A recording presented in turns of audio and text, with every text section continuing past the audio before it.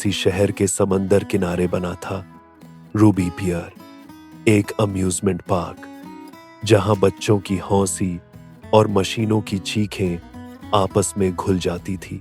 Park में काम करता था एक बूढ़ा आदमी, एडवर्ड। लोग उसे मुश्किल से पहचानते थे, पर वो हर दिन चुपचाप जाने बचाता था। एक मामूली जिंदगी जिसमें दर्द भी था और ड्यूटी भी। एक दिन पार्क में काम करते समय एक हादसा हुआ। एडवर्ड को काफी सीवियर हार्ट अटैक आया और एडवर्ड ने अपनी जान मौके पर ही गंवा दी। वह दिन उसका 83rd बर्थडे भी था। पर कहानी यहीं खत्म नहीं होती। एडवर्ड की आंख खुलती है किसी और दुनिया में। ना धरती, ना शोर, बस एक नीला आसमान और एक अजीब सी शांति। एडवर्ड काफी कंफ्यूज था। वह समझ नहीं पा रहा था उसके साथ क्या हुआ। तभी एक परछाई सामने आती है, एक चेहरा, अजीब सा नीले रंग का, ब्लू मैन। और यही है पहला इंसान जिसे एडवर्ड मरने के बाद मिलने वाला था। एडवर्ड, पहचाना मुझे? काफी सालों पहले हम दोनों के रास्ते क्रॉस हुए थे। ब्लू मैन की आवाज में सुकून था, लेकिन उसकी आंखों में दुख। उसने एडवर्ड से कहा, तुम्हें लगता है तुम्हारी जिंदगी काफी मामूली थी, लेकिन तुम्हारी वजह से ही मेरी जान गई थी। तुम बच गए, लेकिन मैं हमेशा के लिए चला गया। और इसलिए आज मैं यहां तुम्हारे सामने हूं। ब्लू मैन कभी सर्कस में काम करता था। लोग उसकी शक्ल से घबराते थे, इसलिए उसने खुद को ही नीला बना लिया ताकि वो अब किसी से न डरे। और फिर एक दिन सब कुछ बदल गया। एक दिन जब ब्लू मैन अपनी गाड़ी से कहीं पे जा रहा था, उसी समय छोटा एडवर्ड गलती से सड़क पर दौड़ गया था। एडवर्ड को सामने देखकर उसने तेजी से ब्रेक मारी और गाड़ी मोड़ दी ताकि वो बच्चा बच सके। ब्लू मैन ने कहा, तुम तो बच गए, लेकिन मुझे अचानक बहुत जोर का झटका लगा। मेरी सांसें तेज हो गई।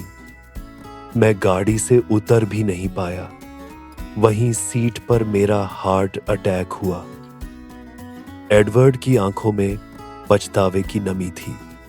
मुझे तो कभी पता भी नहीं चला कि मेरी एक छोटी सी हरकत किसी की जान ले सकती है। काश मैं पास्ट को बदल सकता। एडवर्ड ब्लू मैन को बस दूर से देखता रहा जब तक वो दिखाई दे रहा था। Since a war zone training camp. Blue man की विदाई के बाद एडवर्ड के आस पास सब कुछ बदल गया। अब एडवर्ड एक जंग के मैदान में था, जहां हर तरफ बारूद, टैंक और सोल्जर्स लड़ रहे थे। थोड़ी देर में सामने आया उसका कैप्टन। कुछ सालों तक एडवर्ड आर्मी सर्विस में था। वही कैप्टन जिसने एक बार एडवर्ड की टांग में गोली मारी थी। एडवर्ड इस कारण से अपनी पूरी जिंदगी कैप्टन से गुस्सा था।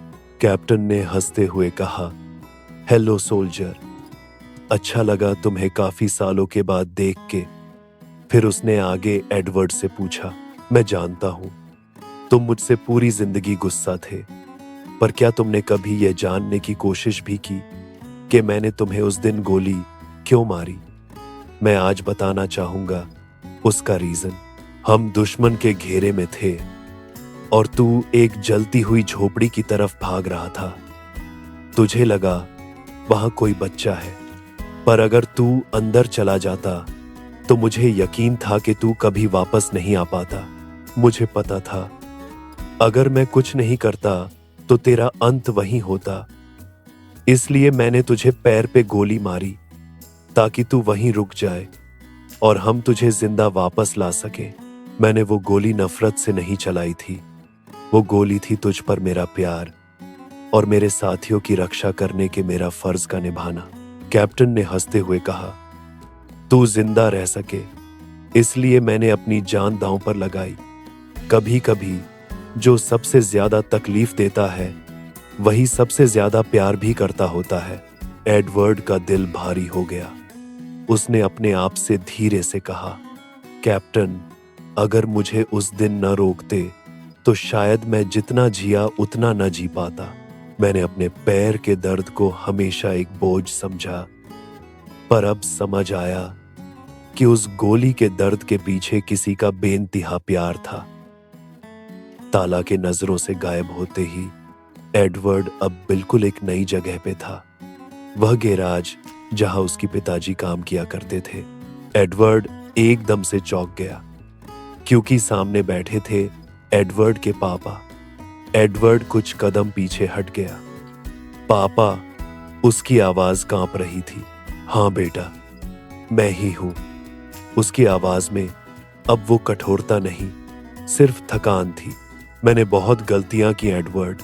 मैंने पूरी जिंदगी तुम पर काफी सख्ती बरती थी, यह सोच करके वह तुम्हारे लिए अच्छा था। कभी तुम्हारी ख्वाहिशों की परवाह नहीं की। मैंने अपने तरीके से प्यार किया, लेकिन वो तरीका तुम्हें कभी समझ नहीं आया। मुझे माफ कर दो बेटे, ताकि तुम आजाद हो सको। एडवर्ड कांप उठा। वह मन ही मन बोला, तुमने कभी मुझे समझने की कोशिश नहीं की। हमेशा चुप रहे, हमेशा से अपनी बात मनवाते रहे। आर्मी में जाने में मुझे कोई दिलचस्पी नहीं थी, फिर भी भेजा। कैसे माफ करूं अब आपको। लेकिन तभी एडवर्ड को ताला याद आई। उसने तो उसे मार दिया था, फिर भी ताला ने मुझे माफ कर दिया था। यह तो फिर भी मेरे पापा है। अगर मैं अपने पापा को माफ न कर पाऊं तो मैं अपनी ही नजरों से और गिर जाऊंगा।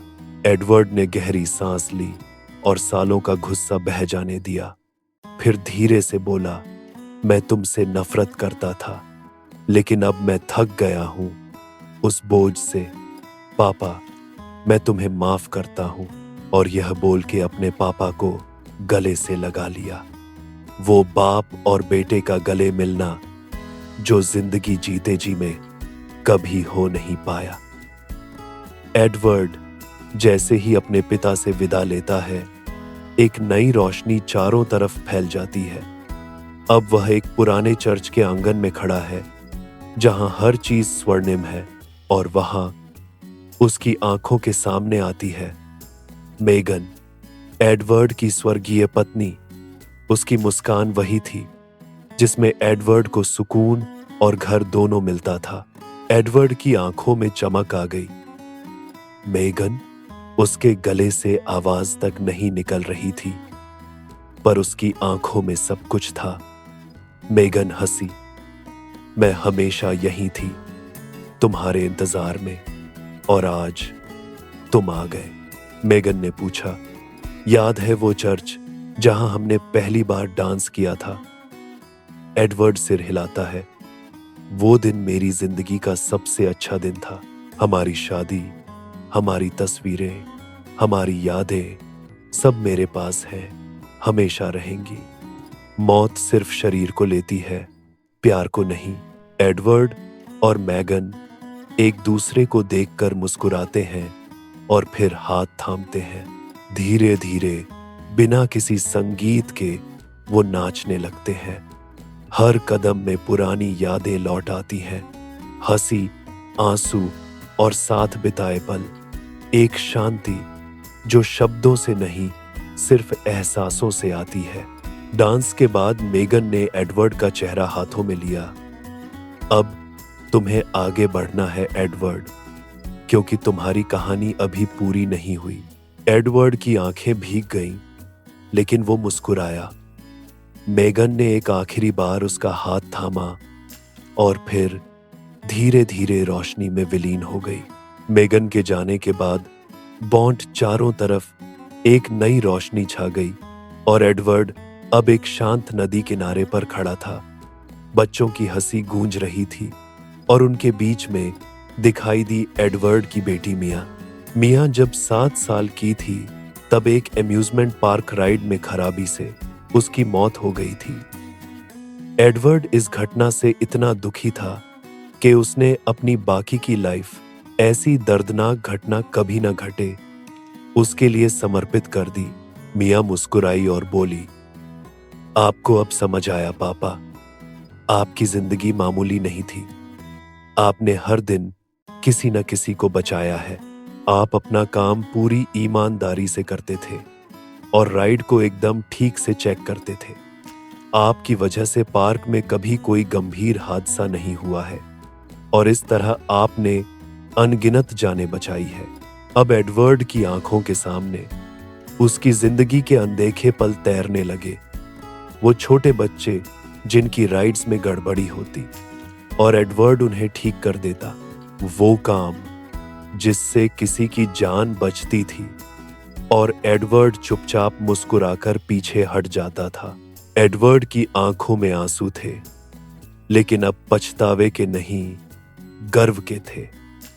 मैंने हमेशा खुद को छोटा समझा, पर मेरी मेहनत ने किसी की पूरी जिंदगी बदल दी।